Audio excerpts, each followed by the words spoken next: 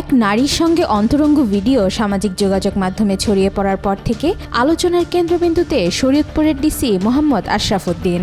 ভিডিওটি ভাইরাল হওয়ার পর শুক্রবার বিকেল থেকে তিনি কর্মস্থল ত্যাগ করেন। এরপর থেকে তার অবস্থান নিয়ে ধোঁয়াশার তৈরি হয়েছে। জানা গেছে, শুক্রবার বিকেল থেকেই তিনি আর শরীয়তপুরে নেই। প্রশাসনের কেউ জানেন না তিনি কোথায় আছেন। এমনকি জেলা প্রশাসকের সরকারি নম্বর ও হোয়াটসঅ্যাপে একাধিক যোগাযোগের চেষ্টা করেও কোনো সাড়া পাওয়া যায়নি।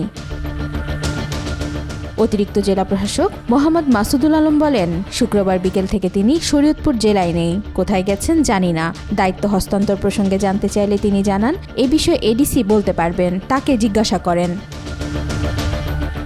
অতিরিক্ত জেলা প্রশাসক মোহাম্মদ আসলাম হোসাইন জানান, শুক্রবার তিনি অফিস শেষে বাসায় ফিরেছেন। তবে এখন তিনি শরীয়তপুরে নেই। তার বর্তমান অবস্থা সম্পর্কে আমার কাছে কোনো তথ্য নেই।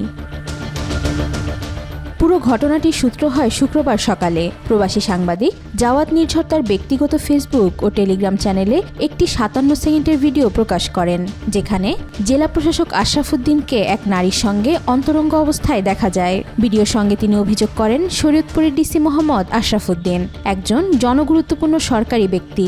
উনি এই ছবিগুলো নিজেই খুশি মনে তুলেছেন, ভিডিও করেছেন। ছবির উনাকে বিয়ের স্বপ্ন দেখিয়েছিলেন, এখন বিয়ে না করে হুমকি দিচ্ছেন।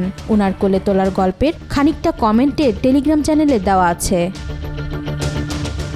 টেলিগ্রামে পোস্ট করা 57 সেকেন্ডের ভিডিওতে দেখা যায় জেলা প্রশাসককে এক নারীর সঙ্গে আপত্তিকর অবস্থায়। এই ভিডিও প্রকাশ্যে আসার পর থেকেই জেলা জুড়ে আলোচনার ঝড় উঠছে। সাধারণ মানুষের পাশাপাশি প্রশাসনেও ব্যাপক প্রতিক্রিয়া তৈরি হয়েছে। বিষয়টি নিয়ে এখনও কোনো সরকারি বক্তব্য পাওয়া যায়নি।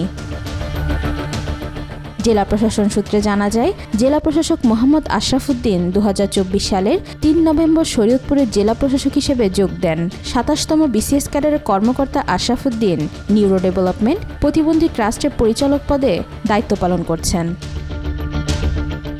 ওয়াহিদা পারভিন ইশিতা, আজকাল।